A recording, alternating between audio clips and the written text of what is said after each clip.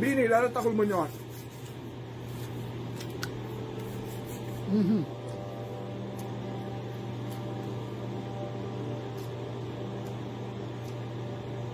daam lu ma commencé woon sànq ma def fi apostrophe jeexaluma ko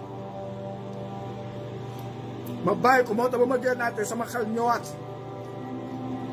ma ne non day yomb lool lii duñ koy ñëw du gàtt def ko live spécial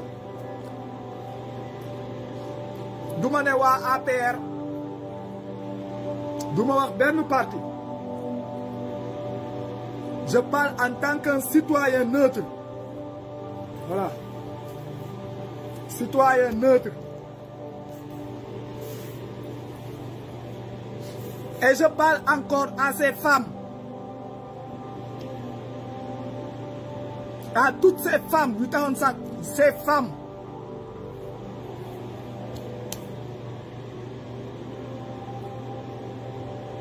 Yéen jigéenu Sénégal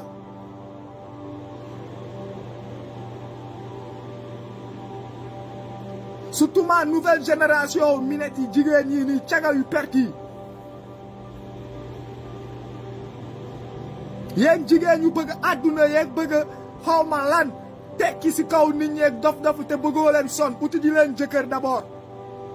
soo xoolee majorité wu doomu xaraam yu nekk si réseaux sociaux yi jigéen ñi nekk si wax gu bon gi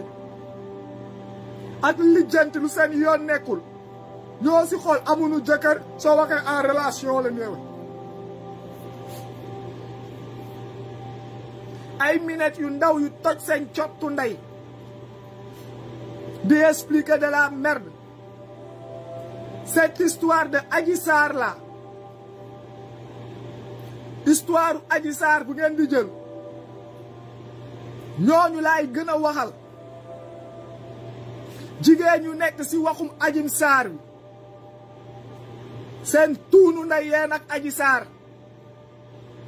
Adji Sarr ak ku koy jàppale ak ku d'accord si conspiracy boobu noonu di dox ak képp ku koy jël sax di ko politiquer sa sarap ndey yow mi ànd ak loolu parce que ñun ñi yore ay doom xam ne ni que yéen a ngi commencé loo xam ne yéen a ngi koy def pour seen bëgg-bëgg tey mais ëllëg fu muy mujj ak fu muy dal xamoo leen ko parce que lu tax rek da ngeen a xiif seen data ndey est-ce que moo ngi dugg yéen ñi ànd ak Adji Sarr yéen ak Adji Sarr yéen ñi di ko soutenir yéen ñi d'accord si loolu yéen bi ànd si conspiracy boobu yéen mii niy toog xool ni que c'est normal yéen ñëpp seen tuunu ndey parce que yéen a ngi seytaan musiba bu nar a këpp waaj si sénégalais yi jigéen ñi nag yéen comme lu ma ko yàgg waxee dee leen nekk foofu ana viol bi Adji Sarr nag kat tiwunu la fa ndem du génn dem li jënt taatam yi fu mu jaar ngeen bëgg mu toog foofu noonu làqatu ba pare tey di victimiser bopp ana kuy làqatu di victimiser wu làqatu di tuumaal seen tuunu ndey parce que lii nii ñuy toog di seetaan ñun ñii yori ay doom yu jigéen wala yeneen jigéen yu nekk si biir kër gi mooy Sénégal maanaam su leen dara dalee ëllëg fa leen koy kaasi jeeg nu ngi koy wax jee donc maintenant on va les faire traîner comme ça parce que daa dul nekk lu bees soo waxee ils vont prendre référence kaawu Adji Sarr bi ne la kaawu Adji Sarr bi moo gënoon garaaw moo gënoon tolli mais gis nga ñaata at la diire alors que ni ko viol duñ koy lijjanti léegi fu taat yi teppeekoo Adji Sarr taata mi teppeeku na ba wër ba teppeekuwaat wéraat boobu ba léegi mënunoo gis dara un moment il faut se réveiller il faut se réveiller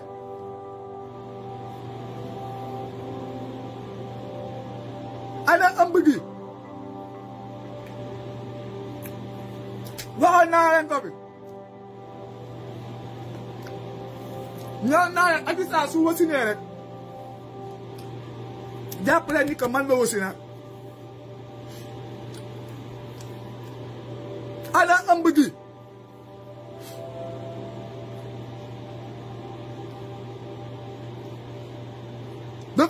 yoo xam ne dafa ñaaw.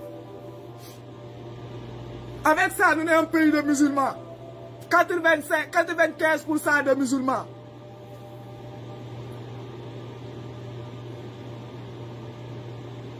Un pays religieux qui n'a rien trouvé de mieux pour faire sa politique. Accusé du vol le plus punissable envers Dieu. By viol, sacre. By viol. Sans aucune preuve. Man daf may jaaxal ma gis ay jigéen parce que rek du ñoom leen taat seen du ñoom xamuñu mais pour seeni intérêt bëgg a défendre loo xam ne leeru leen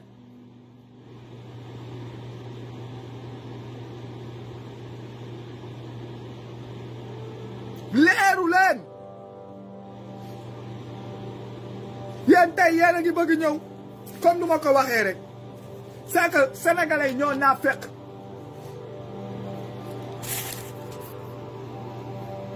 sénégalais yi ñoo naa fekk xam nga lu tax parce que violu Adji Sarr bii nii gars yi ba def mu man ba tey bi ma toog tey jii de laay ko ba si kanam laay gën a continuer daal di ne amul parce que gars yi ku ñuy tuumaal wala kuy am lu ko metti suy wax day yàqamtee ñëw mu leer du dem làqatu di dem toog jël noppi mu daal ne daa am lu mu ko def c'est faux koo xam ne ni que tey jii nii biir kenn mënul gis biir lëf lu teppeeku sax kenn gisu ko parce que ba mu tàng gi ba mu demee si hôpital benn hôpital bëggul jël responsabilité daal di ne gis na lëf lu teppeeku coow lu mu si doon topp leen doon bañ benn hôpital nanguwul ni que gis na Adji Sarr ak lëf lu teppeeku naw danoo ne lëf lii yàgg naa jël que lëf lii xam na góor mu daal ne duñ ko laal si ginnaaw xanaa loolu waxu ko woon docteur bi mu xool ko léegi na loolu lépp génn tey jii ni coup et blessure sax su la ko kii soo porté plainte soo leen demee taxaw soo leen demee taxaw après coup et blessure soo demee taxaw ak moom devant le juge looy yóbbu certificat médical si certificat médical bi le juge bi di basé wu jugé est-ce que juge bi day basé wu daal ne kan moo fekkee ku ko dóor ay affaire ko non certificat médical bi mooy témoin bu gën a mag léegi yow tey nga dem nu violé la docteur bi xool la daan ne gisul dara mais yéen ngeen bëgg a tenir viol bi ba léegi alors que dëkk bi am na ñoo xam ne violé nañ leen ba nu biir si ba wasin si te après coow lu jugul fenn parce que lu tax danoo ànd ak ñoom gars yi bëgg koo fàtte fàttelu seen petit gàlle lieu de proxénétisme ak Miss Sénégal ñoo ngi noonu claté lu tax gars yi bëgg noo dem lijjanti ku biiral booy Miss Sénégal yéen a ngi lijjanti biiru Adji Sarr bu Miss Sénégal dafa leer ba xale bi di dox lu tax bëggoo leen say wax def si cas comme ni ngeen di def cas parce que xam ngeen bu baax ni que ku ko biiral a ngi si yéen est-ce que ça du Macky Sall aussi nan ADN xale bi xool est-ce que sax du Macky Sall nen on sait jamais da ngeen di tal lijjanti biir daa mel ni Adji Sarr kese leen violé moo biir Sénégal les autres filles là on fait comment Diop Iseg romb na fi yàqul foofu la ak lu mu def ak fu mu mujj mineur détournement de mineur baay plus viol baay xoolal baay ay moroomam a ngi tëdd 10 ans baay Diop Iseg ay moroomam a ngi tëdd 10 ans saa waay yàggu fa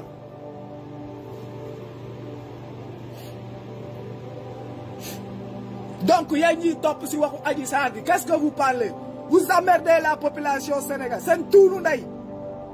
yéen ak seen Adji Sarr lëfal ndeyam yéen ak El Hadj Diouf ak seen kii seen yooyu noonu topp loolu seen tuunu ndey lii ngeen di def nii si suba vous allez vous mordre les doigts wiccax parce que ça va vous retomber tous dans un par un à la tête maa leen ko wax nag yéen ñii di jouer rôle bii nii su suba nee naa leen su robinet ubbee billaahi di ngeen rus topp leen si nag Adji Sarr nag moom man Adji Sarr su guddee fan man dina ma jaaxal lu leer laa leen tegal Adji Sarr yow remords ak yeneen dina la ko dal bala ñoom seen bopp dinañ la fexeel rey la lu leer laa lay waxal Adji Sarr su nekkee mën na dégg live bii nii déglu ko si yóbboo nag ma déglu bu baax ak sa nopp bi ñi ngi ko siqal fu nga dem toog nga foog ni ko mooy loolu ñoom ils s'en foutent alalu àdduna leen gëm loolu mooy seen intérêt seen propre njaboot sax mën nen kaa jaay waxatuma ak benn dof bu nu jël bu nu kii soo amee yoon nga am foo mën a daw dem lijjanti sa bopp dawal nga dem nga lijjanti sa bopp balaa moo trop tard parce que ñii suñu naree fii xam ni que daa nar a claté te yow suñu la naree bàyyi seen yenn affaire xaw nga seen naan xam nga te nar ngaa wax ji du lay faat du dara si ñoom andi ko problème médical wala accident daf koy affaire jël sa koor nu jël jébbale ko sa njaboot coow li xolal sénégalais yi naa féq leen une semaine maximum lay durer gars yi fàtte la une semaine maximum bindal téere Adji Sarr soo bëggee sa bakkan gi bëgg sa life teelal daw si loolu génn foofu noonu dem lijjanti ji leneen génnal nga lijjanti ji lii nee naa la ñii dina la utiliser politique la ba pare faat la sànni la wala nga foog ne di leen def dara ak yow bàyyi tu vas être rusé après lu ñu def ak yow c'est toi-même yow sa bopp soo xefle lu la nit ñi nar a dundal yow yaay jël sa bakkan rey yaay yóbbu sa bakkan parce que dootoo mën a dund ak nit ñi dootoo mën a dund si biir nit ñi.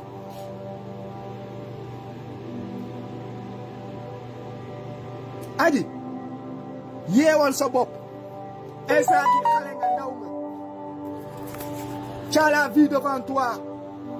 àdduna gi demagul fenn ba ngay daw bay daanu ñii ñooñu ngay topp ni wax c'est des vieux lascars ils ont fini avec la vie seen life jeex na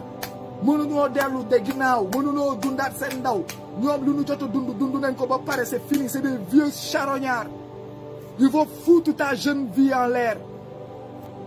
yeneen pute yi nag topp si ginnaaw nag bëgg laa politique c'est que des imbéciles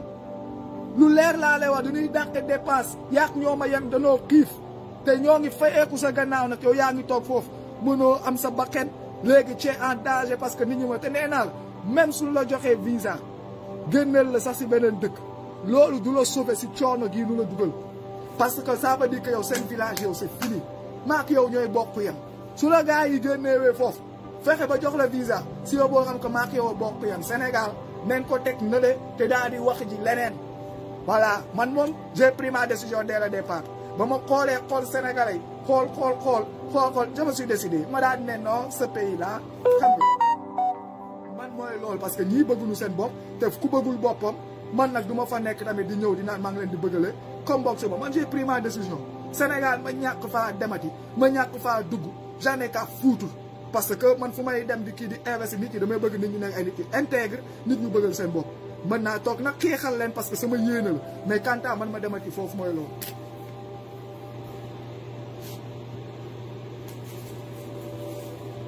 yeewul sa bopp yéen jigéen ñi nag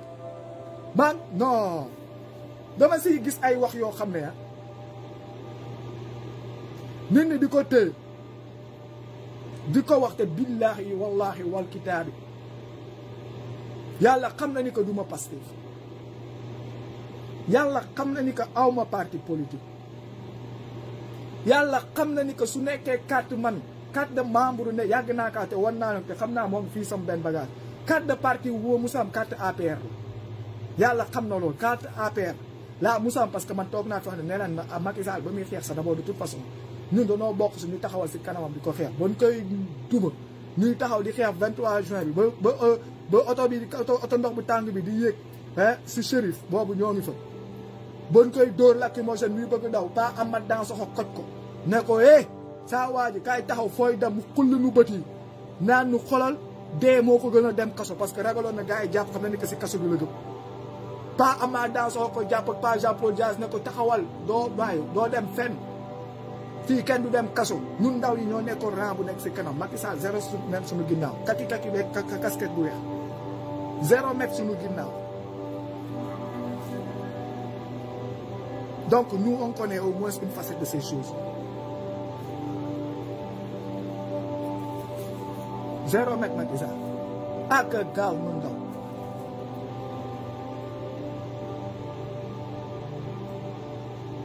awma parti politique sama parti politique Sénégal c'est le Sénégal et les Sénégalais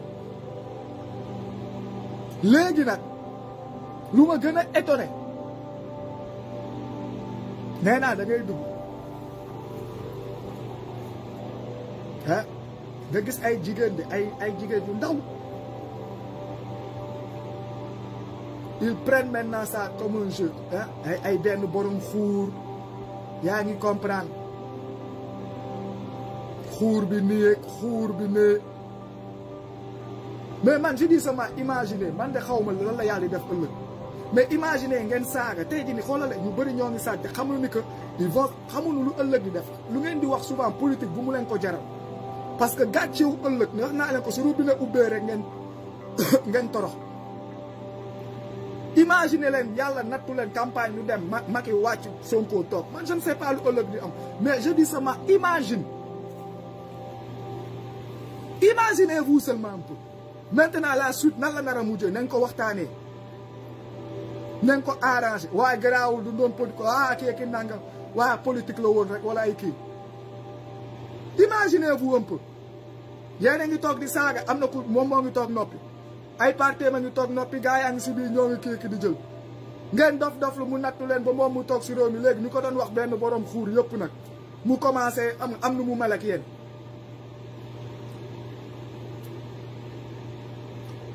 alors que mën ngaa def sa politique tàng nekk opposant bu tàng tout en ne pas rentrer sur certains détails ça ne veut pas dire que parce que politique la rek adversité que xam nga il faut rentrer dans tout loolu ñun suñu genre yi ok parce que nous sommes des activistes xam nga yoo xam ne ni que sans aucun côté donc demain ou après-demain on sera toujours dans notre position. On sera toujours dans la position d'une personne toujours mal aimée parce qu'on sera toujours là à regarder les lacunes pour les mettre sur la table. Loolu moom day nekk loo xam ne ñun ba abadan même Sonko su ñëwee toog on va le suivre derrière et regarder ses lacunes keneen ak keneen lu si baax amul problème nous c'est les lacunes qu'on redresse doo defee que ñu ne la pour nga xam ni que am na ñu nekk sa gannaaw. suñu genre gi nag on peut faire les petites clowns qu'on l'appelle mais nit yow tu fais de la part. Il y a toujours les comptes politiques après la partie, après l'élection, après qu'un nouveau parti s'assoie. Il y a des comptes qui se règlent toujours. Les nouveaux commandants qui veulent toujours veulent toujours plaire à leur nouveau président, les colonels et tout cela. Chacun va essayer de montrer son authenticité au président ou à sa hiérarchie supérieure. Et à partir de là, vous, tous les conquêtes là sur l'internet ou bien dans le Sénat ou partout là, à raconter de la merde, vous allez vous faire choper bêtement. Après ça va être non, politique la woon ay kii yéen ngeen toog magum jëm tool ni bàyyam toog ni kii politique rek jaral leen ngeen teen turam bi yëpp boobu ba léegi naan ko ay borom benn xuur xalaatoo leen si doomam yi.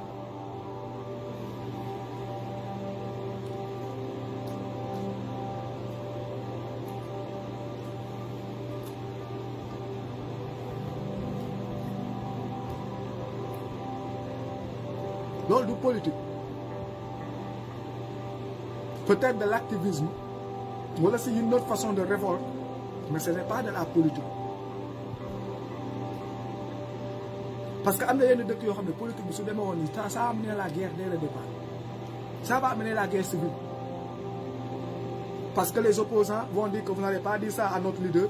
et vous aussi vous allez vouloir continuer ça. Et ça va faire entre des jets de pierre de certains leaders ou de certains qui partent qui se ferment des coups de machette et des bagarres parce que quoi il y a un truc qui sort dans la bouche des gens que la partie là n'aime pas que l'autre partie aime se faire plaisir. Mais dès que la guerre civile est partie depuis le départ parce que ce n'est pas politique. Vous n'arrivez pas à parler des failles, à montrer des failles, mais vous rentrez dans la vie privée, surtout dans la privacité de la personne. Subir tout le monde même si ce n'est pas vrai, voilà quelqu'un sur quelqu'un qui sera peut-être, on ne sait jamais, soit un futur président, mais à présent qui est un des plus grands leaders opposants du Sénégal. Bon, son nom sort toujours dans les news, sort partout. Les gens mettent un coup d'œil sur ça et regardent le Sénégal. Représenter maintenant le Sénégal sur cette façon, donc il y a le Sénégal. Parce que vous faites voir le Sénégal qu'un pays musulman à 95% de musulmans, là où même les leaders sont des pédophiles ou des violeurs. Quels sont les gens, donc nous tous, même les Sénégalais dehors, qui sortent, qui partent, on va nous regarder de cette œil. Vous venez d'un pays, là où les hommes ont la tendance de violer les filles ou bien faire quelque chose comme ça. Donc à partir de là, nous, même les Sénégalais en immigration, on sera regardé d'un œil de petits violeurs ou de petits nangams. Vous ne réfléchissez pas.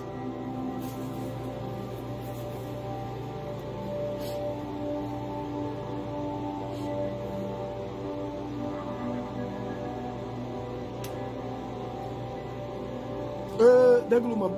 Bassirou Sylla xam nga Bassirou Sylla il n'écoute pas nee naa la politique ak activisme man je ne suis pas politicien. Il faut écouter quand on formule les phrases et écouter le sens des mots et comprendre le sens des phrases. Lu ma lay wax je t'ai fait la différence, je t'ai dit entre politicien activiste. Quand tu es neutre foo bokkul fenn amoo boss donc doo naqarlu suñuy saaga yow tey sa boss wala sa part parce que amoo boss fenn ngay naqarloo suñu boss ñun mooy Sénégal man sama genre suñu mooy Sénégal. Mais soo amee njiit su ngeen amee ay njiit ay ki nangam y a des façons de comporter wu loolu laa leen wax ak ay image yu ngeen di génnee man damay saaga seen ndey parce que image bu ngeen di refléter lu ngeen bëgg a wax mais yéen da ngeen di saaga pour bëgg a refléter benn affaire boo xam ne kenn comprendre ko du ngeen ko expliquer. Mais man saa yu ma saagee seen ndey ba pare su ngeen ma nee lu tax nga saaga mën naa leen wax lu tax ma saaga ba pare firil lañ ko benn par benn mais yéen su ngeen saagee ba pare su leen nee lu tax ngeen saaga naqar moo tax ngeen saaga mais mënoo leen firil lu tax ngeen saaga amoo leen si parce que mënoo leen tontu. C'est deux choses différentes parce que yow bëgg nga sa leader moo tax yow ngay sosal leaderu jàmbur di ko fenal. ak koo xam ne ni que moom day saaga nit ñi waxuma leen leader yi de mais ay dooma xaraam yoo xam ne ni que si lu nu nekk leen bëggul leeral mais dañu laa bëgg a jaate ñoom ñoo fay njëkk saaga man samay saaga ngeen di jàpp parce que yéen su ngeen may saaga du ngeen ko gis mais alhamdulilah comme ni ma ko waxee man ñu tax may saaga ñu ma yàgg a suivre ñoom xam ne lu tax Moussa di saaga